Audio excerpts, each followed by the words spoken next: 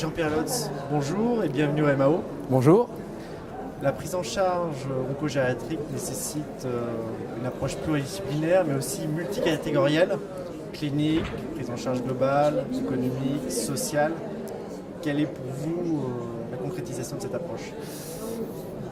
C'est un domaine qui a pris son expansion et dont on aurait pu croire que finalement l'expansion, on arrivait sur une phase de plateau, mais je crois que cette discipline onco-gériatrie, mais qui n'est pas une discipline faite sur un seul homme, à la différence de l'oncopédiatrie, qui est un seul homme, cette discipline continue sa phase exponentielle. Et j'en veux pour preuve le succès des congrès, l'apparition de nouveaux groupes tels que le FROG, le développement d'une revue dédiée à l'oncogériatrie.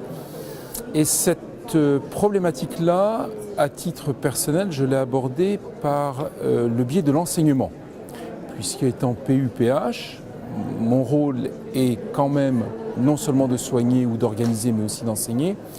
Et avec l'aide de deux collègues, Olivier Saint-Jean, qui est chef de service en gériatrie à l'hôpital européen Georges Pompidou, et Véronique Leblond, chef de service d'hématologie à l'hôpital de la Pitié-Salpêtrière, nous avons monté il y a 10 ans, pas loin de 10 ans, donc le second DU d'oncogériatrie en France. Le premier était celui de Lyon, d'autres ont été créés derrière, mais pour nous, l'idée était de réunir vraiment oncologues et gériatres autour du patient, et puis surtout, le but ultime de cet enseignement, c'était de former les gériatres à cette discipline, ou du moins de leur donner des outils. On ne peut pas espérer les former en 15 jours d'enseignement extrêmement intensif d'ailleurs, mais de leur donner des outils, des cours qui sont en diapo et qui viennent d'être filmés cette année, et de leur donner ces outils. Donc en gros, ce DU qui associe trois aspects, trois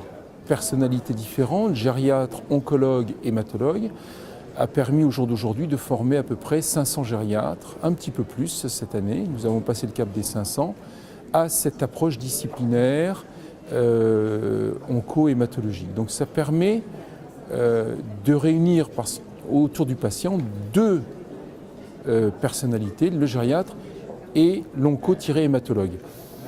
Là, c'est important parce que nous, oncologues, on est habitués à raisonner en termes de taux de réponse. Et notre mode de vie, il est basé sur le cycle cellulaire et la croissance tumorale.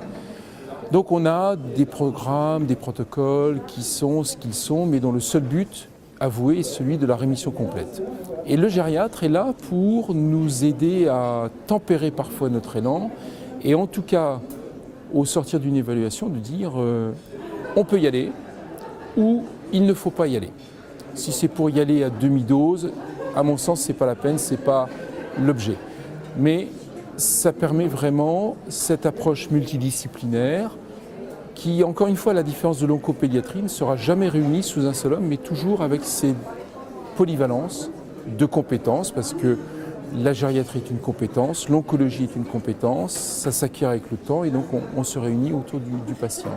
C'est vraiment l'approche qu'on en a eue, et à aucun moment, en tout cas avec les gens du monde de la gériatrie, on a eu l'idée de vouloir créer une discipline ou une qualification universitaire oncogériatre. Ce n'est pas l'objet, mais c'est vraiment la réunion des compétences.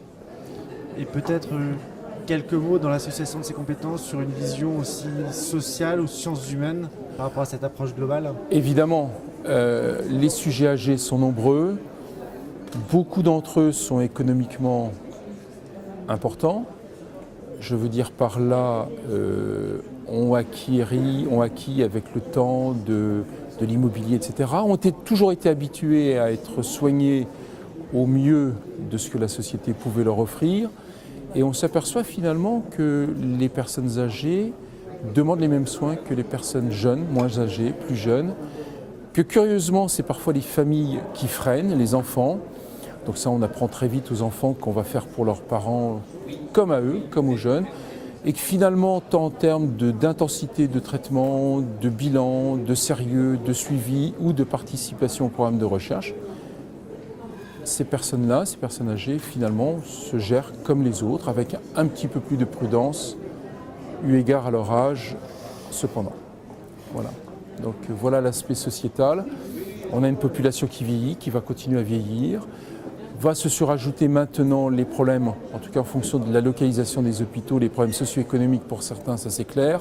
Si on regarde ce qui se passe dans l'est de Paris, qui vient d'être souligné par la Ligue contre le cancer pas plus tard qu'hier, il va falloir prendre en compte cet aspect-là de la vie de nos anciens.